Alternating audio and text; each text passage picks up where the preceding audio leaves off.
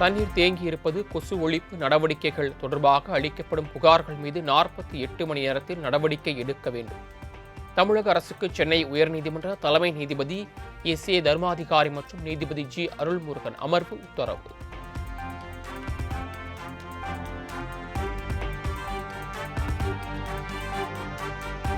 தமிழகத்தில் அதிகபட்ச வெப்பநிலை ஒரு சில இடங்களில் 2 முதல் 3 டிகிரி செல்சியஸ் அதிகரிக்கக்கூடும். அதிக வெப்பநிலை காரணமாக தமிழகம், புதுச்சேரியின் ஒரு சில பகுதிகளில் அசௌகரியம் ஏற்படலாம் என வானிலை மையம் கணிப்பு.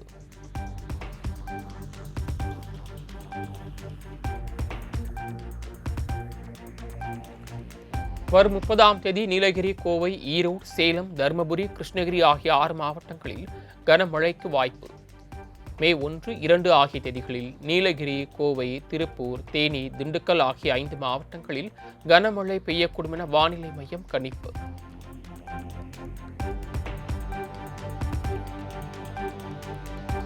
(234) தொகுதிகளை சேர்ந்த தேர்தல் நடத்தும் அதிகாரிகள், உதவி அதிகாரிகளுக்கு நாளை சென்னையில் பயிற்சி.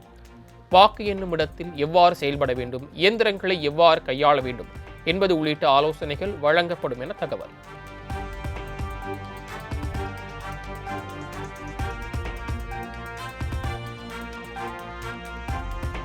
தொழிலாளர் தினத்தையொட்டி மே 1ஆம் தேதி அனைத்து மதுபான கடைகள் மற்றும் பார்களுக்கு விடுமுறை. விதிகளை மீறினால் கடும் நடவடிக்கை எடுக்கப்படும் என சென்னை மாவட்ட ஆட்சியர் எச்சரிக்கை.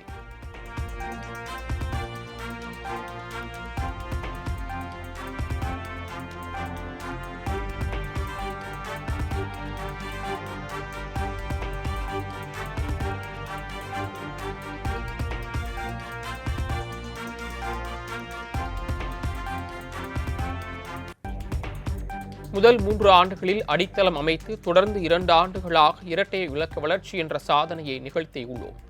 இது தொடக்கம்தான். உங்கள் துணையோடு இன்னும் பல உயரங்களை அடைவது உறுதி என முதலமைச்சர் மு.க. ஸ்டாலின் உறுதி.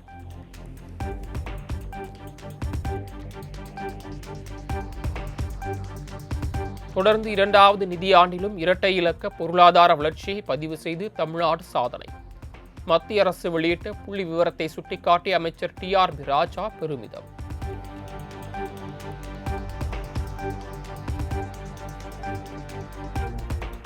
நகராட்சி நிர்வாகத்துறையில் பணியாளர்கள் நியமனத்தில் முறைகேடு நடந்துள்ளதாக அதிமுக எம்பி இன்பதுரை தொடர்ந்த வழக்கின் விசாரணை ஜூன் மாதத்திற்கு ஒத்திவைப்பு.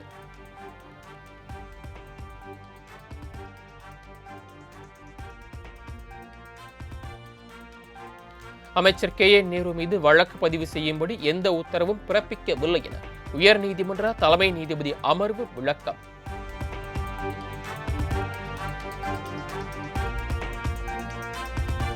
சட்டவிரோத பணப்பரிமாற்ற தடை சட்டத்தின் கீழ் அமைச்சர் ஐ. பெரியசாமிக்கு எதிராக அமலாக்கத்துறை பதிவு செய்த வழக்கு ரத்து. சென்னை உயர்நீதிமன்றம் அதிரடி உத்தரவு.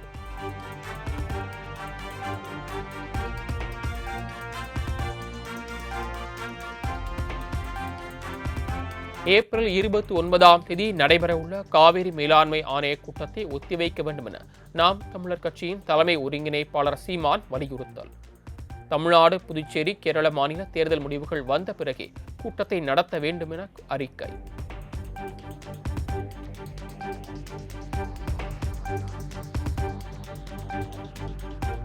திருச்செந்தூர் சுப்பிரமணிய சுவாமி கோயிலில் தாவேகா தலைவர் விஜய் சாமி தரிசனம்.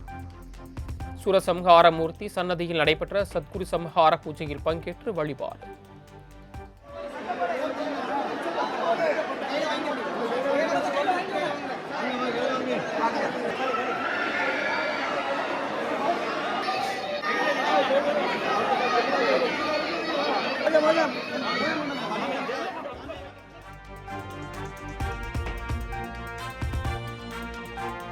திருச்செந்தூர் சுப்பிரமணிய சுவாமியை தரிசித்துவிட்டு தூத்துக்குடியிலிருந்து தனி விமானம் மூலம் சென்னை புறப்பட்ட தாவேகா தலைவர் விஜய். விஜயை காண விமான நிலையத்தில் குவிந்திருந்த தொண்டர்கள்.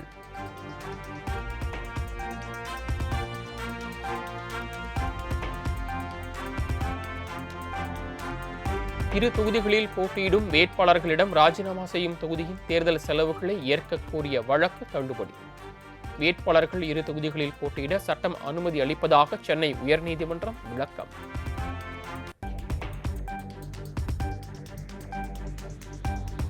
தமிழகம் ஏற்கனவே பசுமை புரட்சி, வெண்மை புரட்சி, சோசலிச புரட்சிகளை கண்டு வந்துள்ள நிலையில் விரைவில் விசில் புரட்சி நடைபெறப் போகிறது என தாவேகா நிர்வாகி செங்கோட்டையன் பேட்டி. யார் எத்தகைய விமர்சனங்களை வைத்தாலும் விஜயின் வெற்றியை யாராலும் தடுக்க முடியாது என உறுதி.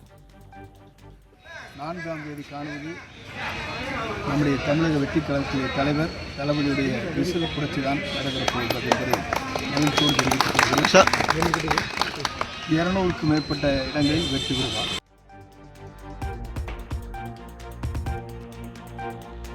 வாக்குப்பதிவு இயந்திரங்கள் கண்காணிப்பு பணியில் ஈடுபட்ட போது விஜயின் ஜனநாயகன் படத்தை பார்த்த ஒப்பந்த ஊழியர் கைது. சட்டவிரோத செயலில் ஈடுபட்டதாக கூறி போலீசார் நடவடிக்கை.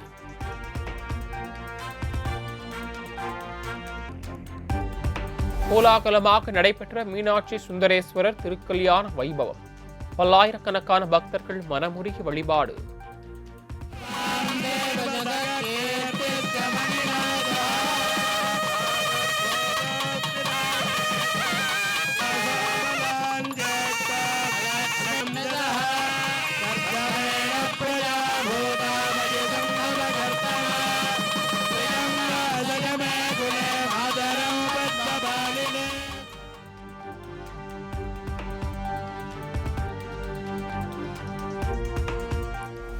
மதுரை மீனாட்சியம்மன் திருக்கல்யாண விழாவில் 6:10 பாடலுக்கு நடனமாடி வைபான குட்டி மீனாட்சிகள். சமூக வலைதளங்களில் வீடியோ வைரல். திண்டுக்கல் மாவட்டம் கொடைக்கானல் நட்சத்திர ஏரியில் நீர் ஆவியாகி மேலே பறந்து செல்லும் ரம்மிய காட்சி. சுற்றுலா பயணிகள் புகைப்படம் எடுத்து மகிழ்ச்சி.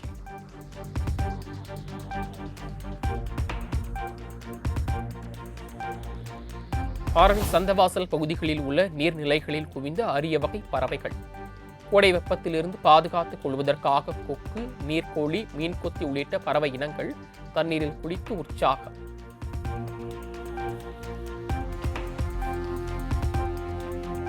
மயிலாடுதுறை மாவட்டம் மாயூரநாதர் கோயில் யானை அபயாம்பிகைக்கு சிறப்பு குளியல் ஏற்பாடு. கோடைவெயில் தாக்கத்தை தாங்க முடியாமல் தண்ணீரில் வெகுநேரம் குளித்து இளைப்பாரி உற்சாகம்.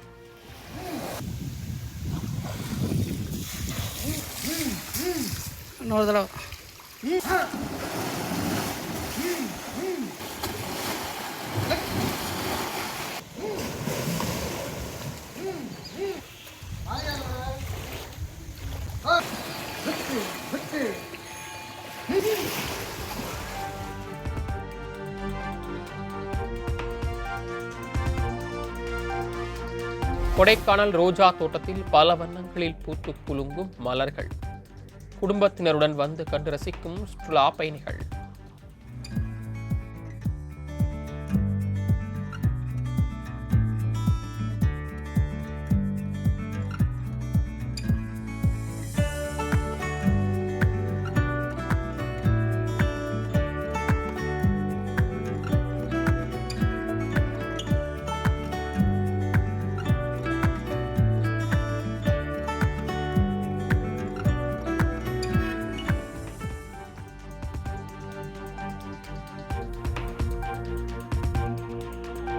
மேற்கு வங்க மாநிலத்தில் 142 தொகுதிகளில் நாளை 2ஆம் கட்ட தேர்தல் நடைபெற உள்ளதன் எதிரொலி.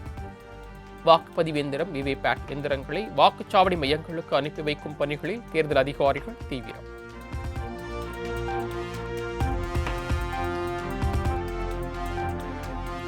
பெட்ரோல், டீசல் மற்றும் எரிவாயு போதுமான அளவு கையிருப்பு உள்ளதாக மத்திய பெட்ரோலியத்துறை இணைச் செயலாளர் சுஜாதா சர்மா திட்டவட்டம். போர்ச்சூழல் காரணமாக எரிபொருள் இறக்குமதியில் தட்டுப்பாடு நிலவினாலும் விலைகள் உயர்த்தப்படவில்லை என்றும் கருத்து.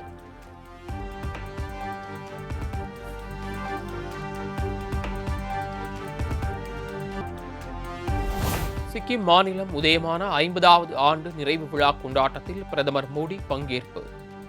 நிறைவு விழாவில் ஆயிரக்கணக்கான கலைஞர்கள் பாரம்பரிய நடனமாடியதைக் கண்டு பிரதமர் மகிழ்ந்தார்.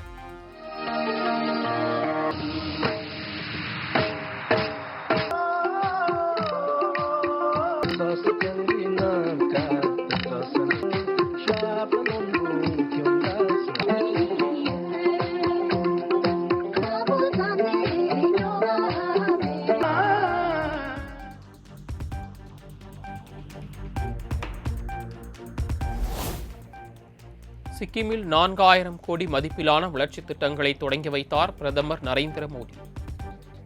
மாநிலம் வளர்ச்சிப் பாதையில் செல்ல புதிய திட்டப்பணிகளுக்கு அடிக்கல் நாட்டினார்.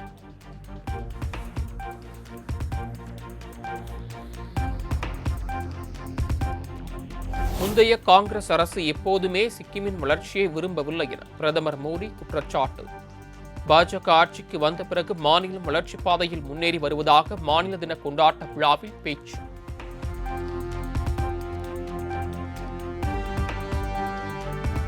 இரண்டு நாள் பயணமாக சிக்கிம் சென்றடைந்த பிரதமர் நரேந்திர மோடி கெங்டாக்கில் கால்பந்து விளையாடி உற்சாகம். இளம் வீரர்களுடன் சேர்ந்து விளையாடி மோடி கோல் அடித்த வீடியோ இணையத்தில் வைரல்.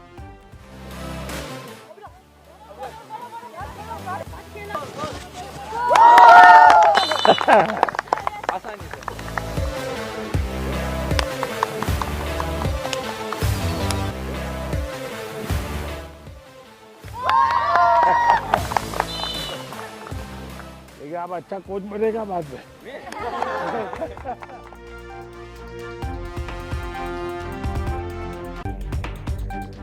நிர்வாக வசதிக்காக லடாக் மேலும் 5 மாவட்டங்களாக பிரிப்பு. தற்போதுள்ள லே மற்றும் கார்கில் ஆகியவற்றுடன் சேர்த்து மாவட்டங்களின் எண்ணிக்கை 7ஆக உயர்வு.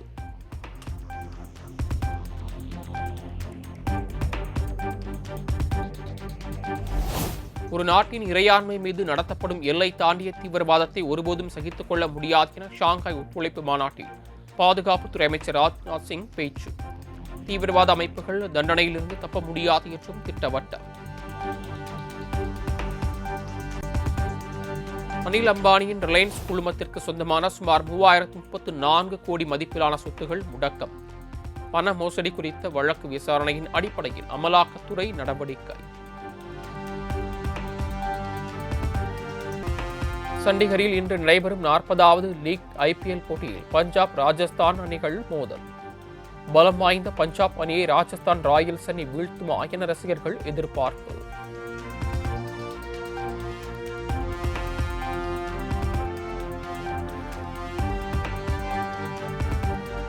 விஷாலே இயக்கி நடித்து வரும் மகுடம் படத்தின் படப்பிடிப்பு ஆந்திர மாநிலம் காக்கிநாடாவில் நிறைவு.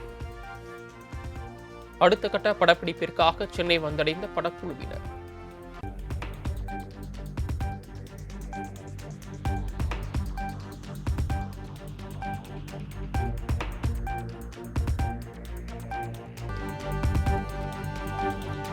விழுப்புரத்தில் தென்னிந்திய திருநங்கைகள் கூட்டமைப்பு சார்பில் நடைபெற்ற மிஸ் கூவகம் திருவிழா. கோவையை சேர்ந்த சூர்யா 2026 மிஸ் கூவாகமாக தேர்வு.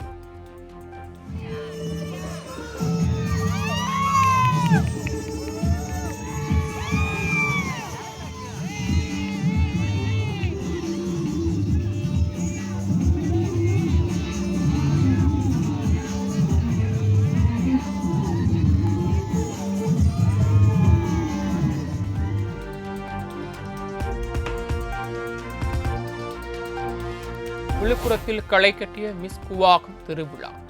திரைப்பட பாடல்களுக்கு ஆடிப்பாடி திருநங்கைகள் உற்சாக கொண்டாட்டம்.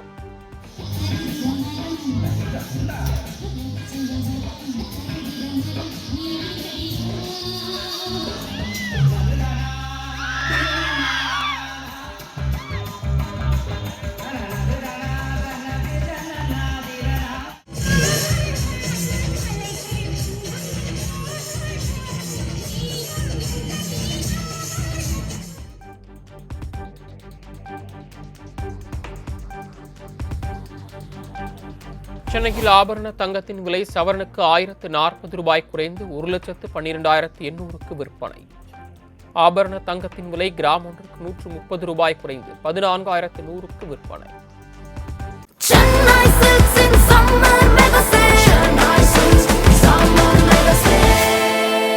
The Chennai Silks in Mega Summer Sale.